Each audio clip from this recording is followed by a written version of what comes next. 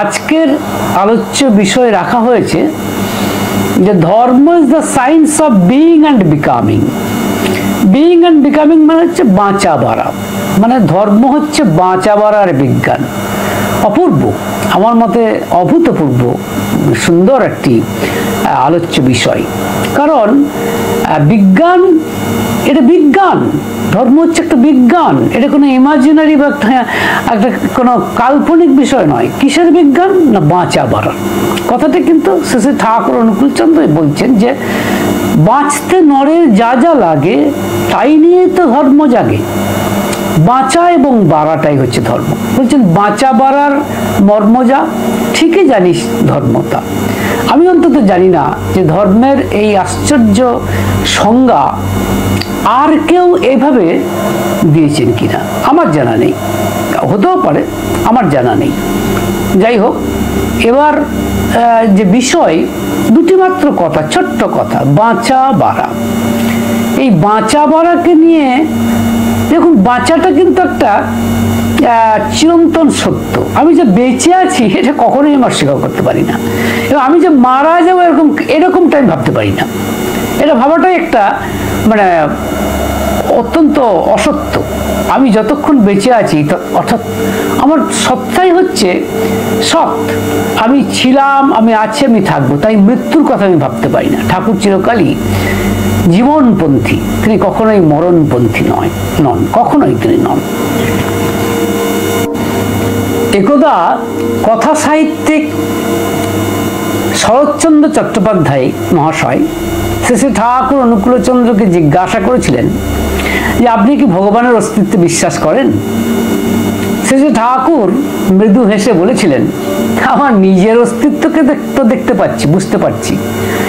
কি চমৎকার কথা! কারণ দেখুন, ভগবানের অস্তিত্বে আমার বিশ্বাস আছে কি না আছে সেটা ব্যক্তিগত ব্যাপার। কারণ ভগবানকে আমি দেখতে পাই না, তা আমার কাছে সরাসরি মানে দেখিয়ে দেওয়ার মতো বস্তু নয়। কিন্তু আমি যে বেঁচে আছি, আমার যে একটা অস্তিত্ব আছে, এটা তো আমি বুঝতে পারছি। এটা কাউকে বুঝিয়ে দিতে হবে না। তাই ঠাকুর যে বলছেন আমার অস্তিত্ব যে আছে, আমি যে আছি, এটা তো অস্বীকার করতে পারি না। কি চমৎকার কথা! কারণ এই বেঁচে থাকাটা, আমি যে আছি, এটা কিন্তু একটা জানা বস্তু, ইটস এ নোন ম্যাটার। এবার কথা বলা হয় যে knowledge always proceeds from known to unknown, not the vice versa, মানে নট দ্য অপোজিট। অর্থাৎ বলছেন যে জ্ঞান সবসময় জানার থেকে অজানার দিকে যায়, কখনোই উল্টোটা নয়। অর্থাৎ অজানার থেকে কিছু জানা যায় না। তাই ভগবান আছেন কি নেই সেটা জানবো, কিন্তু সেটা কিভাবে জানবো? আগে আমি নিজে যেটা জানি, আমার অস্তিত্ব, আমার বেঁচে থাকা, এই যে আমার বেঁচে থাকা, এটা তো আমি জানি, এটা আমার প্রত্যক্ষ বোঝার বস্তু, অনুভবের বস্তু, দেখতে পাচ্ছি। তাই এই বেঁচে থাকা থেকে ধীরে ধীরে ঈশ্বরের দিকে যাওয়া, অর্থাৎ বেড়ে ওঠা, এটাই হচ্ছে ধর্ম। এইটাই ঠাকুর অনুকূলচন্দ্র আমাদেরকে অত্যন্ত সহজ ভাষায় এই জায়গাটাকেই আমাদেরকে বিবৃত করেছে। তো বাঁচা তো সবাই বেঁচে থাকে, তাহলে বাঁচাটা আমাকে কি শিখতে হবে?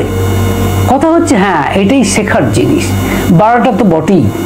এখন বাঁচাটা মানে ঠিকভাবে বাঁচা, ঠিকভাবে বাঁচা আর বেঠিকভাবে বাঁচা, দুটোর মধ্যে আসমান জমিন তফাৎ। তা ঠিকভাবে বাঁচাটাই হচ্ছে ধর্ম। তো ঠিকভাবে বাঁচার পথে অসুবিধাগুলো কোথায় এবং সুবিধাগুলো কোথায়, সেইটা জানাই হচ্ছে ধর্ম। শ্রী ঠাকুর অনুকূলচন্দ্র বলছেন যে বেঁচে থাকো। এখন আমরা আবার ভাবি বেঁচে থাকা মানে ভোগ করা, যত পারি ভোগ করে নাও। এবং আমাদের এরকম একটা দর্শনও আছে যে চারবাক দর্শন বলে, যে জীবন হয়তো একবারই পেয়েছো, যত পারো আনন্দ করো, যত পারো ভোগ করো। ঠিকই তো, শ্রী ঠাকুর অনুকূলচন্দ্র কিন্তু ঠিক সেই কথাটাই বলছেন। তিনি বলছেন ত্যাগের জন্য তো আমরা জন্মাইনি, আমরা ভোগের জন্যই জন্মেছি। তবে ভোগের পথে যা অন্তরায় অর্থাৎ বাধা, সেগুলোকে ত্যাগ করাই লাগে। কত সহজ কথা। এখন বাধাটা কি? বাধা হচ্ছে বৃত্তি প্রবৃত্তির অভিভূতি। এই জিনিসটা কি? বৃত্তি প্রবৃত্তির অভিভূতি হচ্ছে আমাদের সঠিকভাবে চলার পথে বাধা। এটা কিরকম কথা? মানে আমাদের জীবনে কিন্তু প্রত্যেকের জীবনে দেখবেন প্রত্যেকে আমরা অনুভবও করতে পারি যে কতগুলো বৃত্তি প্রবৃত্তির দ্বারা আমরা পরিচালিত হচ্ছি। কারণ আমাদের প্রত্যেকের একটা মন আছে এবং সেই মনে একটা কামনা আছে, একটা কোনো হাজার হাজার শত শত কামনা বাসনা আছে, হ্যাঁ, কামনা বাসনা। তারপরে কি আছে, আমাদের কখনো রাগ হয়, যদি কোনো কিছু পছন্দ না হয় তাহলে সেটা রাগ হয়ে যায়, এটাকে বলে ক্রোধ। আর কামনা বাসনা হচ্ছে কাম। এবং আমাদের কাম ক্রোধ লোভ আছে, অস্বীকার করার উপায় নেই, লোভ আছে।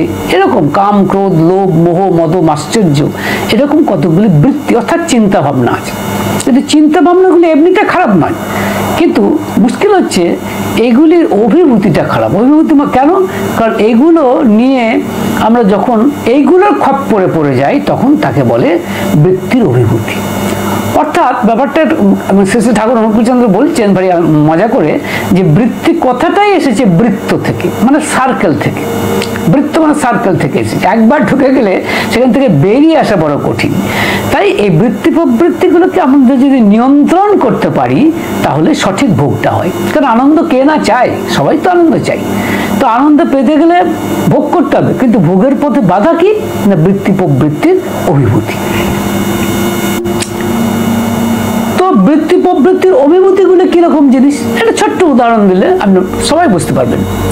ধরুন আমার সামনে রসগোল্লা রয়েছে এবং রসগোল্লা খাওয়ার আমার লোভ হয়েছে। এই লোভ হওয়াটা তো খারাপ কিছু নয়, কারণ লোভ এই বৃত্তিটাই যদি না থাকে তাহলে আমি বাঁচবো কি করে, আমার হজম হবে কি করে? স্বাভাবিকভাবে লোভ জিনিসটা খারাপ নয়, বৃত্তিগুলি অ্যাজ সাচ খারাপ নয়। কিন্তু যখন আমি এই লোভে পড়ে লোভের জন্য দুটো মিষ্টি খেলাম, ভালোই তো, আমার শরীরের পক্ষে পুষ্টির কাজ দেবে, খারাপ তো কিছু নয়। তো কিন্তু এটা হলো বৃত্তির সঠিক ব্যবহার, অর্থাৎ বৃত্তির সঠিক নিয়ন্ত্রণ। কিন্তু দুটো খাওয়ার পরে আমার যদি লোভের বশত, লোভ যখন আমাকে আক্রমণ করছে, বলছে না দুটো নয় 20টা খাও, এই 20টা যখন খেতে যাচ্ছি তখন, এবং দিনের পর দিন যদি খাই তাহলে আমার ডায়াবেটিস হবে, অসুবিধা হবে। এই তো ব্যাপার। তো এই হলে কি হবে না মৃত্যুকে আমি ডেকে আনবো। চমৎকার করে তখন এই ঠাকুর বলছেন যে ভগবান সৃষ্টির জন্য দায়ী, স্থিতির জন্য দায়ী, কিন্তু মৃত্যুর জন্য দায়ী নন। প্রলয়ের জন্য দায়ী শয়তান। আর শয়তান কাকে বলছেন ঠাকুর? এই বৃত্তি প্রবৃত্তির অভিভূতি, অর্থাৎ লোভ যখন আমাকে পেয়ে বসলো। লোভ এমনিতে খারাপ নয়, কারণ লোভ না থাকলে আমার হজম হবে না, সব কিছুই দরকার। কিন্তু ওই দুটো মিষ্টির জায়গায় যখন 20টা মিষ্টি খেতে শুরু করলাম, সেটাই হয়ে গেল মুশকিল। কাম, যদি কাম, অনেক কথা আছে কামনা বাসনা, কিন্তু অন্যায় বাসনা যদি করে থাকি, অন্যায় কামনা করে থাকি যাতে অন্যের ক্ষতি হবে, হ্যাঁ, তাহলে এবার আমি একটা জায়গায় 200টা বাড়ি চাইলাম, 200টা গাড়ি চাইলাম, তাহলে তো ন্যাশনাল ওয়েলথের একটা ওয়াস্টেজ এবং ক্ষতি হয়ে যাচ্ছে। সেটা না করলে, এমনি সাধারণভাবে করলে কিন্তু সেটা অনেক উপকার হতো। কিন্তু সেটা যখন করতে যাচ্ছি তখন কিন্তু আমার সেলফিশনেস চলে আসছে। এটাই হচ্ছে বৃত্তির অভিভূতি। বৃত্তি প্রবৃত্তির অভিভূতির আরেকটা উদাহরণ দেখুন, যে ধরুন কামনা বলতে অনেক ক্ষেত্রে অনেকে একটা অংশ হচ্ছে সেক্সের প্রতি বা এইটার প্রতি আসক্তি নেই এরকম লোক প্রায় নেই বললেই চলে। থাকাই স্বাভাবিক, ঈশ্বরই দিয়েছেন, এই বৃত্তিগুলি তো ঈশ্বরই দিয়েছেন, সুতরাং এটা থাক। কিন্তু মুশকিলটা হচ্ছে এখানে যে কারণ এই সেক্স যদি না থাকে তাহলে তো আমার সন্তান হবে না, বা পুরুষের যেমন স্ত্রীর প্রতি একটা আকর্ষণ, বা স্ত্রীর প্রতি পুরুষের যে আকর্ষণ, এটার পিছনে কাম রিপুর একটা নিশ্চয়ই ভূমিকা আছে। এবং ভগবান শ্রীকৃষ্ণও বলছেন যে কামের মধ্যে আমিই আছি, কিন্তু সেটা সঠিকভাবে ব্যবহার করতে হবে। আমার নিজের স্ত্রী ছাড়া অন্যত্র গমন করলে সেটা অগম্যাগমন হয়, বা অন্যভাবে, বা এমনকি স্ত্রীর সাথেও যদি অন্যায়ভাবে বা তার ইচ্ছার বিরুদ্ধে আমি সেক্স করি, সেটাও অগম্যাগমন হয়। এটা হয়ে গেল বৃত্তির অভিভূতি। তার মানে কাম আমার হাতে নেই, আমি তার হাতে পড়ে গেছি। অথচ নিয়ম হচ্ছে বৃত্তিগুলি আমার মানে কিঙ্কর অর্থাৎ চাকর হওয়ার কথা, কিন্তু অবস্থাকে গতিকে আমি বৃত্তির চাকর হয়ে পড়েছি। তার ফলে যা হয়, তার বৃত্তিগুলি আমাকে পেয়ে বসছে, তারাই প্রভু হয়ে যায় যদি, তাহলে সে তো চাকরের উপরে চটপাট করবেই। তাই হচ্ছে, সেটাকেই বলে বৃত্তির অভিভূতি। আর এই বৃত্তির অভিভূতি হলে আমার ভোগটা সঠিক হবে না, আর ভোগ সঠিক না হলে সঠিক বাঁচাও হবে না। তাই এইগুলি হচ্ছে ভোগের পথে অন্তরায়। সে ঠাকুর বলছেন আমরা কিন্তু ত্যাগ করতে জন্মাইনি, ভোগ করতেই জন্মেছি। কিন্তু ভোগটা যাতে সঠিক হয়, আর সেটা হতে করতে গেলে যা করা দরকার সে এগুলোকে ত্যাগ করা দরকার, মানে যেগুলো অভিভূতি। কিন্তু অভিভূতি আমার নিজের ক্ষমতার দ্বারা, নিজের ক্ষমতায় কোনো মানুষই বৃত্তি প্রবৃত্তির অভিভূতির হাত থেকে রক্ষা পেতে পারে না। সিম্পলি ইম্পসিবল, এটা হয় না, হতে পারে না। তাহলে উপায় কি? তাহলে উপায় হচ্ছে যিনি বৃত্তাধীশ, অর্থাৎ যিনি বৃত্তি প্রবৃত্তির অধীশ্বর, তাকে ধরা।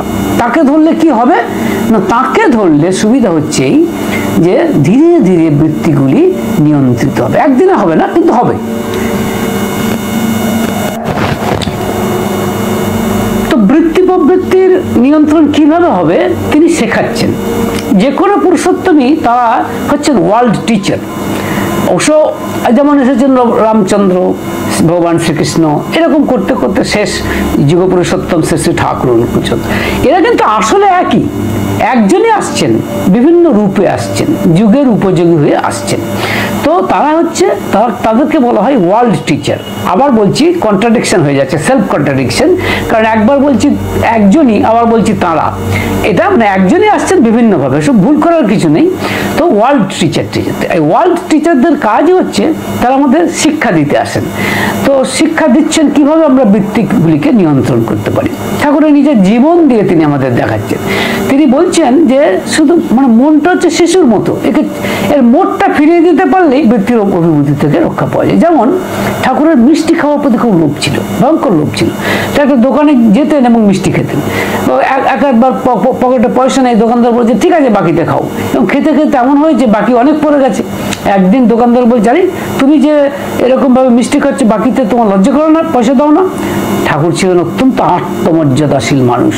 আত্মমর্যাদাশীল হওয়ার কারণে তিনি সেদিনই প্রতিজ্ঞা করলেন যে আর মিষ্টি খাবেন না, এবং মায়ের কাছে গিয়ে বলে সমস্ত পয়সা নিয়ে মিটিয়ে দিলেন। কিন্তু একদিন আবার খেতে ইচ্ছে করেছে, তিনি যাচ্ছেন সেই পায়ে, মানে গুটি গুটি পায়ে আবার সেই দোকানের দিকে যাচ্ছেন। হঠাৎ দেখেন দোকানের কাছাকাছি চলে আসছেন। তখন মনে হলো তাই তো, আমি যে বলেছিলাম যে আমি মিষ্টি খাবো না। তখন তিনি কি করলেন, মনের মোটটাকে ঘুরিয়ে দেওয়ার জন্য পাশে একটা অরহর ক্ষেত ছিল, তার মধ্যে লাফ দিয়ে পড়লেন এবং মুখটা দিলেন মাটিতে গুজে, আর হাতটা দিয়ে অরহর ডালের গোছাকে ধরে রইলেন। প্রায় অনেকক্ষণ ধরে রাখার পরে যখন মনের এই ইচ্ছাটা, অর্থাৎ মিষ্টি খাওয়ার ইচ্ছাটা যখন কমে এলো, তখন তিনি উঠে গেলেন। এটা একটা পদ্ধতি। আর একটা পদ্ধতি হচ্ছে কি, তিনি আরেকদিন আবার ইচ্ছা হয়েছে খেতে। ঠাকুর বলছেন তখন করলাম কি, একজন বন্ধুকে দেখতে পেলাম, বন্ধুর সঙ্গে ঝগড়া শুরু করে দিলাম। সে ঝগড়া করবে না, কিন্তু আমার ঝগড়া না করলেই নেই, অর্থাৎ মোড় ফিরিয়ে দেওয়া। এটা একটা মেকানিজম। রামকৃষ্ণদেবও কিন্তু একই কথা বলছেন। রামকৃষ্ণদেব বলছেন যে একজন জিজ্ঞেস করছে, ঠাকুর আমার কামের উপরে খুব আসক্তি, কি করব? রামকৃষ্ণদেব বলছেন, আরে বলছে আমি কিছুতেই কমাতে পারছি না। রামকৃষ্ণদেব বলছেন কমাবি কেন, বাড়িয়ে দে, কেবল মোড়টা ফিরিয়ে দে। এই ক্রিকেট বলে দেখেন না, রিভার্স সুইপ যাকে বলে, যেদিকে মারতে হতো উল্টো দিকে মেরে দিচ্ছে, তারপরে 4-6 হয়ে যাচ্ছে। সেরকম মনের মোড়টাকে শুধু চেঞ্জ করে দিতে হবে। ঠাকুর এই কথাটাই বলছেন। এই যে বন্ধুর সঙ্গে অকারণে ঝগড়া করে, সে ঝগড়া আমার ঝগড়া না করলেই নয়, তার কারণ মিষ্টি খাওয়ার লোভ এসেছে, তাই মনটাকে অন্যদিকে ঘুরিয়ে দিতে চাইছেন। কি অপূর্ব ব্যাখ্যা। আরেকটা ব্যাখ্যা ঠাকুর দিয়েছেন বা উপায় দিয়েছেন, সেটাকে বলে বিপরীত চিন্তা। কিরকম? ধরুন ঠাকুর তার বন্ধুকে বলতে চাইছেন এরকম যে সে হয়তো একটি অত্যন্ত রূপবতী মহিলার প্রতি আসক্ত হয়েছে, সে কিছুতেই তাকে ভুলতে পারছে না, অন্যায় একটা সম্পর্কে সে জড়াতে যাচ্ছে। তো ঠাকুর বলছেন তুই এরকম ভাব না, আজ যাকে তুই রূপবতী ভাবছিস, ধর তার মুখটার মধ্যে এবার দগদগে একটা ঘা, তাহলে তোর আসক্তি থাকবে তো? অর্থাৎ বিপরীতটা ভাবতে হয়। আর যাকে সাংঘাতিক রকম রূপবতী বলে দেখছি, লাবণ্যময়ী বলে দেখছি, সে যে কোনোদিন অসুস্থ হবে না, মানে তার যে কোনোদিন শরীর স্বাস্থ্য খারাপ হয়ে যাবে না, কে বললো? যৌবন তো ক্ষণস্থায়ী, সেও তো সে তো চিরস্থায়ী নয়। এগুলো সবই তো অনিত্য বস্তু, নিত্য বস্তু তো নয়। তাই নিত্যানিত্যের বিচার শেখাচ্ছেন ঠাকুর, এটা বোঝাবার জন্য ওই বিপরীত শব্দ, বিপরীত চিন্তা করতে বলছে। এবং সত্যি সত্যি এরকম বিপরীত চিন্তা করে, ধরুন একটি মেয়ের প্রতি আমার একটা আসক্তি হয়েছে, তো যখন আমি এরকমটা ভাবছি যে মেয়েটার সারা গায়ে দগদগে ঘা, তখন কিন্তু দেখবেন তার প্রতি আসক্তিটা কমে যাবে। জোর করে এগুলো ভাবতে হয়, মানে বিপরীতটা ভাবতে হয়। এটাই ঠাকুর শেখাচ্ছেন। এটাও একটা উপায় বৃত্তি প্রবৃত্তি নিয়ন্ত্রণ করা। আর একটা কথা হচ্ছে এই যে অনেকে মনে করে যে যারা তথাকথিত শিক্ষিত মানুষ তাদের মধ্যে বৃত্তি প্রবৃত্তি নেই। এটা খুব ভুল ধারণা। এটা পরিষ্কার বুঝে নিন, তাদেরও অনেক থাকে। সেই জন্য ঠাকুর একটি বাণী আছে, বৃত্তিগুলি ব্যক্তিত্বে তোর হর খেয়ালে খেলছে ভাটা, কত নাচনে নাচছিস রে তুই, হিসাব করে দেখলি সেটা? বাঁদর নাচন নাচলি কত, বাহ বাহ কত পেলি, বাতুল ভাবছিস তুই মস্ত মানুষ, কেউ কেউ কি আছে তোর সমতুল, পাগল বেকুব ওরে দিগ্গজ, খতিয়ে কি দেখলি হায়, প্রেষ্ট স্বার্থে টান ছাড়া কি অখণ্ডতা তোর গজায়। এই বাণীটির মাধ্যমে ঠাকুর এটাই বোঝাতে চাইছেন আসলে যে নিজেকে আমি যতই পণ্ডিত ভাবি, যতই বিরাট ভাবি, দিগ্গজ ভাবি, হ্যাঁ, আসলে আমি পাগল। তার কারণ হচ্ছে আসলে আমি বেকুব। তার কারণ হচ্ছে আমি ভাবছি আমি বিরাট কাজ করছি, আমার বিশাল ব্যক্তিত্ব। এমন লোকে বলে দেখবেন যে পার্সোনালিটি, হ্যাঁ, ইন্টিগ্রেটেড পার্সোনালিটি, ও বলো না ও ভীষণ স্মার্ট লোক। স্মার্ট বলতে বোঝায় নাকি পার্সোনালিটি, ব্যক্তিত্ব। আরে ওইভাবে খুব ধূপধুরস্ত পোশাক পরিচ্ছদ বা তথাকথিত আধুনিক একটা চালচলনে চললেই খুব স্মার্ট হওয়া যায়?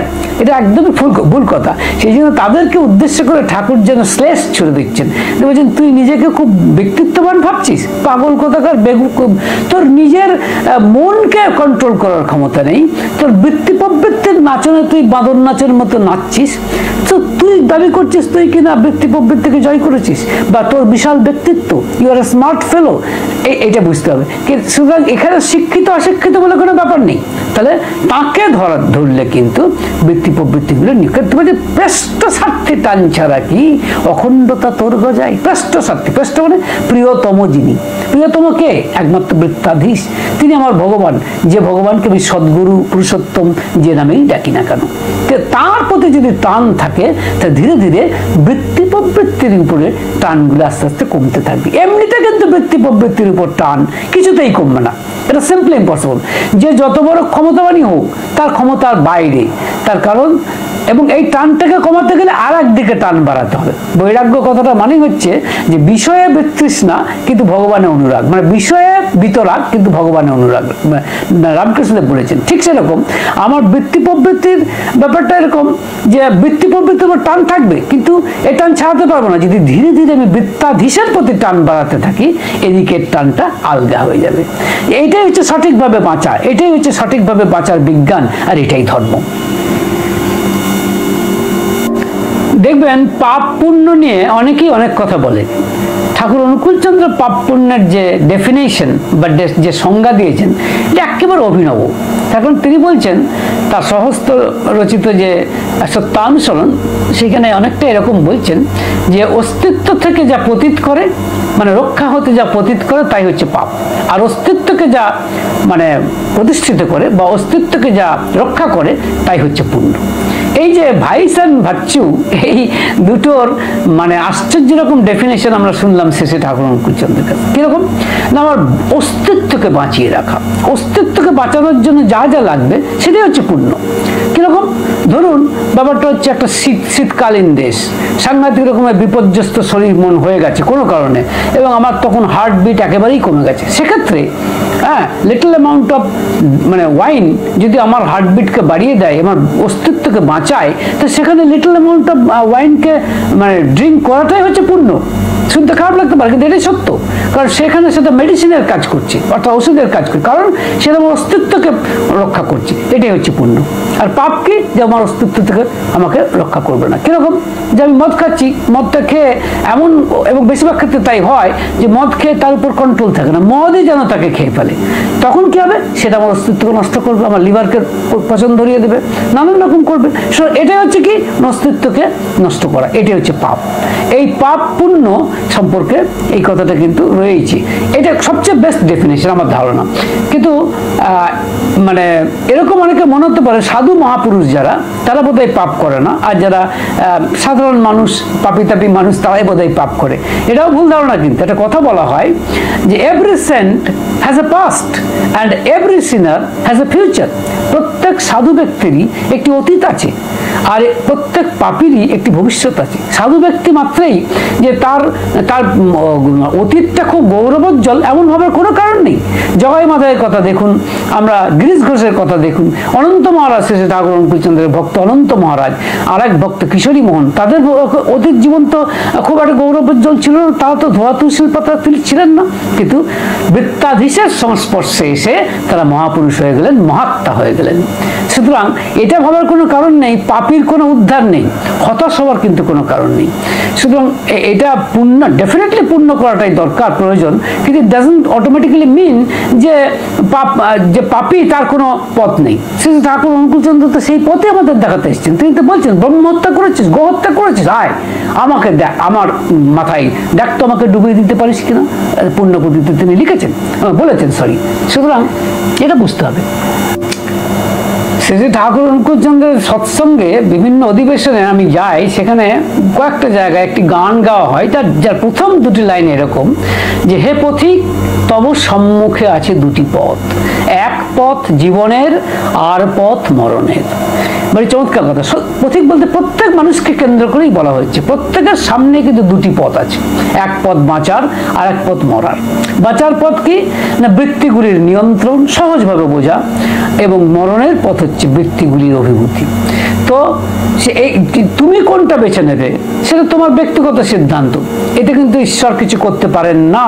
ঈশ্বর নিজে যেমন স্বাধীন এবং সরাট, তার নিজের যেমন স্বাধীন ইচ্ছা আছে, তার সৃষ্টির প্রতিটি অস্তিত্বকে তিনি স্বাধীন ইচ্ছা দিয়েছেন, বিশেষ করে মানুষকে তিনি স্বাধীন ইচ্ছা দিয়েছেন।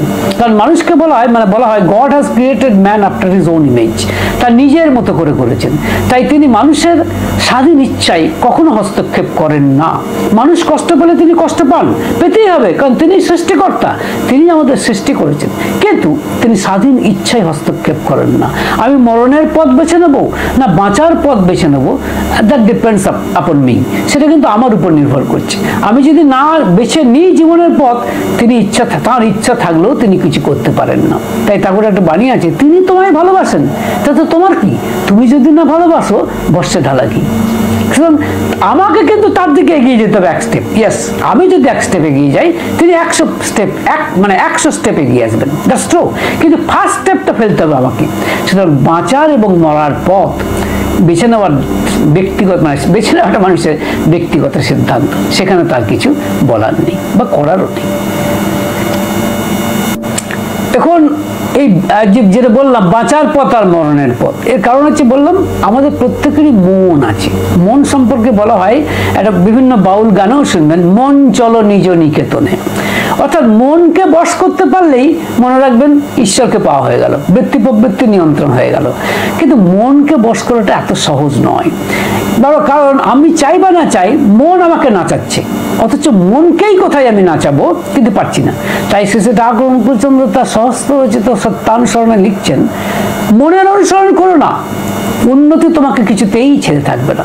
তার মানে তিনি বলছেন, ডোন্ট ফলো ইউর মাইন্ড, তোমার মনকে অনুসরণ করো না, your mind should follow you, তোমার মন তোমাকে অনুসরণ করো। কিরকম দেখবেন, একটা মানুষ যখন দুষ্কর্ম করতে যাচ্ছে, খারাপ কাজ করতে যাচ্ছে, মন যখন তাকে একদম টানছে ওই খারাপ কাজ করার দিকে, তখন সেই জন্য অনেক ক্ষেত্রেই দেখা যায় যে একেবারে বাধ্য পশুর মতো আস্তে আস্তে সেদিকে এগিয়ে যাচ্ছে। কেন? তার কারণ সে মনের অনুসরণ করছে।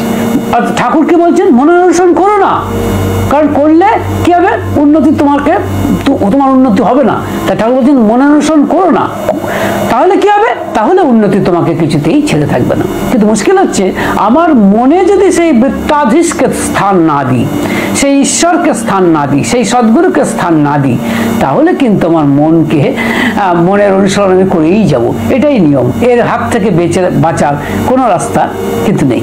সুতরাং আমাকে মনের অনুসরণ যদি না করতে হয়, তাহলে অন্য কাউকে তাকে অনুসরণ করতে হবে। তিনি কে? তিনি সদ্গুরু।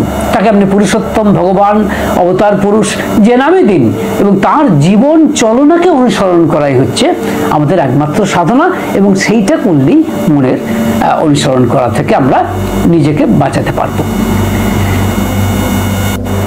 শ্রী শ্রী ঠাকুরকে একজন জিজ্ঞেস করেছিলেন একজন ভক্ত যে মানুষের যে এত দুঃখ এত কষ্ট, এই দুঃখ কষ্ট যদি ভগবানের গায়ে লাগে, অর্থাৎ ভগবানও যদি আমাদের দুঃখ কষ্টের দুঃখ পান, তাহলে তিনি জগতের দুঃখটাকে এক লহমায় গুছিয়ে দেন না কেন?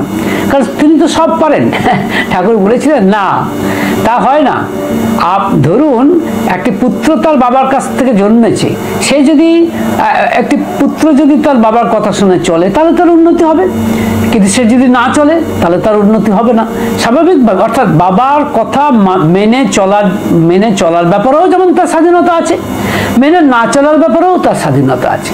তাই যদি না চলে পুত্র কষ্ট পাবে, আর সেই কষ্ট পেলে পিতা কষ্ট পান, কিন্তু তার কিছু করার থাকে না যদি তার কথা না শোনে। এই কথাটাই ঠাকুর বলতে চাইছেন যে আমরা তো সবাই ঈশ্বর থেকে এসেছি, কোনো সন্দেহ নেই তাতে, আমরা তো তাঁরই সৃষ্টি, এবং তিনি এমনভাবে আমাদের গড়েছেন, ভারী আশ্চর্য। ঠাকুর বলছেন তার প্রতিটি অস্তিত্বই প্রমাণ করে যে তিনি এক এবং অদ্বিতীয়। ঈশ্বর নিজে যেমন এক এবং অদ্বিতীয়, যেটা বলছিলাম ওয়ার্ল্ড টিচার রা বললেও আসলে তারা একজনই, তিনি প্রত্যেক সৃষ্টিকে অদ্ভুত সুন্দরভাবে করেছেন। কিন্তু অর্থাৎ পরম পিতা বা বিশ্বপিতা কিন্তু তিনি যেভাবে চলতে বলছেন, যদি সেভাবে চলি তাহলে নিশ্চয়ই আমাদের উন্নতি হবে, তাহলে নিশ্চয়ই আমরা বৃত্তি প্রবৃত্তিকে নিয়ন্ত্রণ করতে পারবো, তাহলে নিশ্চয়ই আমরা বাঁচার পথে চলবো। কিন্তু সেই পথে চলার স্বাধীনতাটাও যেমন আমার আছে, না চলার স্বাধীনতাটাও আমার আছে। সেটা কাজে এটা নির্ভর করছে পুরোপুরি আমার নিজের উপরে, এইটা বুঝে নিতে হবে। তাই আমাকে পরিষ্কার বুঝে নিতে হবে, আমাকে যদি উন্নতি করতে হয়, আমাকে যদি জন্ম মৃত্যুর চক্রে বারবার ফিরে না আসতে হয়, তাহলে কিন্তু আমাকে ঈশ্বরকেই ফলো করতে হবে, তাকেই অনুসরণ করতে হবে, তার প্রতি অনুরাগ বাড়াতে হবে। তার প্রতি অনুরাগ বাড়ালেই আমার নিজের মনের প্রতি নিয়ন্ত্রণ আসবে এবং বিষয়ের প্রতি বিতরাগ আসবে। অর্থাৎ সোজা কথায় আমি সত্যিকারের ভোগ করতে পারবো, কারণ ভোগের পথে যেগুলি অন্তরায় ছিল সেগুলিকে ত্যাগ করতে পারবো। সহজ কথা আর কি। আরেকটি কথা বলা হচ্ছে যে বাড়ার কথা, বাঁচার কথাও যেমন বলা হচ্ছে, ধর্ম যেমন বাঁচার কথাও বলে, তেমনি বাড়ার কথাও আছে, ইভলভ করা। এক ভদ্রলোক জিজ্ঞেস করেছিলেন যে বাঁচাটাই কি শেষ লক্ষ্য? শেষে ঠাকুর অনুকূলচন্দ্র উত্তর দিয়েছিলেন না, বাড়াটাই শেষ লক্ষ্য। এই বাড়াটা কি? ইভলভ করা। ঠাকুরের কথা ইভলভ করা মানে বিবর্তিত হওয়া, আরো বেড়ে চলা। কিরকম? আসলে ঈশ্বর থেকে বা সেই ব্রহ্ম থেকে আমরা সবাই এসেছি। একটু আগেই বলছিলেন যে পরম পিতাই বা বিশ্বপিতাই আমাদের আসল পিতা, সুতরাং আমরা সবাই তার থেকে এসেছি। এখন আসার পথে এবং যাচ্ছি কার পথে? এই যে জন্ম মৃত্যু চক্রের মধ্যে দিয়ে আমরা আবর্তিত হচ্ছি, এই পথে চলছি। শেষ পর্যন্ত যাবো কার পথে? শেষ পর্যন্ত কোথায় গিয়ে পৌঁছাবো? সেই তার কাছে। তাহলে এই যে তার কাছে গিয়ে যখন পৌঁছানো, তার মানে আমরা এগিয়ে চলছি, আমরা ক্রমশ বাড়ছি মানে ক্রমশ রাস্তা কমে আসছে ব্রহ্মের কাছে যাওয়ার, ক্রমশ চলছি। কিন্তু ডেভলিউশনটাও সম্ভব। ডেভলিউশন মানে বিবর্তনের উল্টোটাও কিন্তু সম্ভব। যদি আমি সঠিক পথে না চলি, বাঁচার পথে না চলি, সঠিক বাঁচার পথে না চলি, তাহলে আমার বাড়াটাও কিন্তু ভুল পথে চলবে। স্বাভাবিকভাবেই বাড়াটাই লক্ষ্য, কারণ আমার শেষ লক্ষ্য হচ্ছে ঈশ্বরে পৌঁছানো। ঈশ্বরকে পাওয়াটাই তোমার শেষ লক্ষ্য। মানব জীবনের উদ্দেশ্যই তো হচ্ছে ভগবান লাভ। ভগবান লাভ মানে তার কাছে পৌঁছানো। তার কাছে পৌঁছানো যাবে কি করে? না, যেটা বলছিলাম বিবর্তন, ইভলভ করা। এবং সেটা কিভাবে সম্ভব? সঠিকভাবে বাঁচলে, যেটুকু আমার জীবনের আয়ু পরমায়ু আছে সেটাকে সঠিকভাবে কাজে লাগালে, অর্থাৎ ঈশ্বরের কথা চিন্তা করলে, তার জন্য কাজ করলে, আমার সাধ্য অনুযায়ী কাজ করলে, কাজ করা মানে সবকিছুই, এই অর্থাৎ দান করা, আমার ক্ষমতা অনুযায়ী পরিশ্রম করা মানুষের জন্য, অর্থাৎ আনসেলফিশনেস। বলাই হয় spiritualism is all about unselfishness, নিঃস্বার্থপরতাই হচ্ছে আধ্যাত্মিকতা। তো এগুলো করতে হবে হাতে কলমে। এগুলো করলে আমি ধীরে ধীরে দেখতে পাবো যে আমি আস্তে আস্তে কি তোমার হচ্ছে।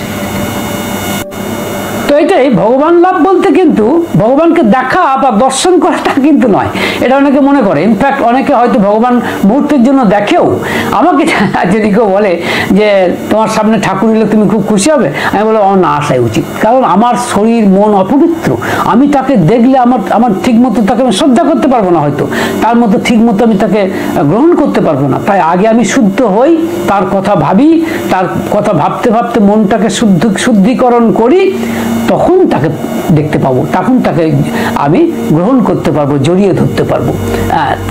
তার মানে কি? আমি বক্তব্যটা এইখানেই যে এটাকেই বলছে বেড়ে চলা। অর্থাৎ যখন সত্যি তাকে তার কাছে যাওয়ার আমার যোগ্যতা জন্মাবে, সেটি হচ্ছে ভগবানকে পাওয়া। সে ভগবানকে পাওয়া মানে ভগবানের দর্শন পাওয়া সঠিক তা নয়, কিন্তু ভগবানকে পাওয়া মানে ভগবানের গুণগুলিকে আয়ত্ত করা। ভগবানের যে গুণ, দয়া, ধর্ম, যে সরৈশ্বর্য বলা হয়, সেই সরৈশ্বর্য লাভ করা, এবং সেটা সম্ভব যদি ইষ্টমুখী চলনে চলা যায়। শ্রী ঠাকুর অনুকূলচন্দ্র যে দিয়েছেন দীক্ষা, মানে আমাদের যে সৎ মন্ত্র দিয়েছেন, এই সৎ মন্ত্র হচ্ছে সর্বোচ্চ স্তরের মন্ত্র, এবং তিনি যে কাজ করতে বলেছেন, যেভাবে আমাদের চলতে বলেছেন, যদি আমরা সেইভাবে চলি, অবশ্যই এটাই তো হচ্ছে আমাদের ভগবানকে পাওয়ার তুক বা লওয়াজিমা, যাই বলা হোক, আলাদা করে কিছু নেই। কিন্তু সুতরাং তার পথে যদি আমরা সঠিকভাবে চলতে পারি, তাহলে ভগবান লাভ করা মোটেই আশ্চর্য নয়। অর্থাৎ ভগবানের গুণগুলিকে আয়ত্ত করা কোনো মতেই অসাধ্য নয়। সেই তুকি তিনি দিতে এসেছেন, ওয়ার্ল্ড টিচার এবার সেটাই দিতে তিনি বলেছেন, এবার তিনি কাউকেই বরবাদ করবেন না, সবাইকে উদ্ধার করবেন। পতিত পাবন তো তিনি, তাই সবাইকে তিনি উদ্ধার করতে এসেছেন এই যুগে। তাই তাকে যদি আমরা ধরি, তাহলে আর ভয় নেই। তাহলে আমরা যদি উপসংহার পর্বে চলে আসি, তাহলে এটাই দাঁড়াচ্ছে যে সঠিকভাবে যদি বাঁচা হয়, অর্থাৎ ইষ্টমুখী চলনে যদি চলা যায়, সেইভাবে যদি বাঁচা যায়, অর্থাৎ বৃত্তিগুলি যদি নিয়ন্ত্রণ করা যায়, কিভাবে নিয়ন্ত্রণ করা যায়? না, ইষ্টের প্রতি টান বাড়িয়ে আর মানে বিষয়ের প্রতি বা বৃত্তিগুলির প্রতি, অভিভূতির প্রতি টান কমিয়ে, তাহলে কিন্তু ধীরে ধীরে তার দিকে এগিয়ে যাওয়া হয়। আর এই এগিয়ে যাওয়াটাকেই বলে বেড়ে চলা। শুধু বেঁচে থাকা যায় উদ্দেশ্য নয়, ঠাকুর বলছেন ইভলভ করা। ইভলভ করা মানে বেড়ে ওঠা। বেড়ে ওঠা বলতে কিন্তু এটাই বোঝাচ্ছে যে ঈশ্বরের দিকে যাওয়া, অর্থাৎ ঈশ্বরের ব্রহ্মে যখন আমি লীন হয়ে যাব, তো এটাকেই বলে ব্রহ্মবিদ ব্রহ্মৈব ভবতি, অর্থাৎ যিনি ব্রহ্মকে জেনেছেন তিনি ব্রহ্মই হয়ে যান। যদিও পরম পিতার কোনো শেষ হয় না, ব্রহ্মের কোনো ইতি হয় না। ইতি হয় না মানে পরম ব্রহ্মকে শেষ করে দেবে এমন কথা বলা যায় না। রামকৃষ্ণদেবও বলেছেন, আর সব কিছু এটো হয়ে গেছে কিন্তু ব্রহ্ম এটো হয়নি। ঠাকুরও বলেছেন যে একজন দাদা জিজ্ঞেস করছিলেন যে একজন শিষ্য যখন গুরুর মতো গুণ লাভ করবে, তখন সে কি গুরু হয়ে যাবে? ঠাকুর বলেছিলেন, দেখুন, আপনার সন্তানের আপনি পিতা হতে পারেন, কিন্তু আপনার পিতার কাছে আপনি সন্তান, আর এটা এই জন্মের জন্যই সত্য, পূর্ণ জন্মের জন্য এবং জন্মান্তরের জন্যও সত্য। সুতরাং শিষ্য কখনো গুরু হতে পারে না, এটা খুব পরিষ্কার বুঝে নিতে হবে।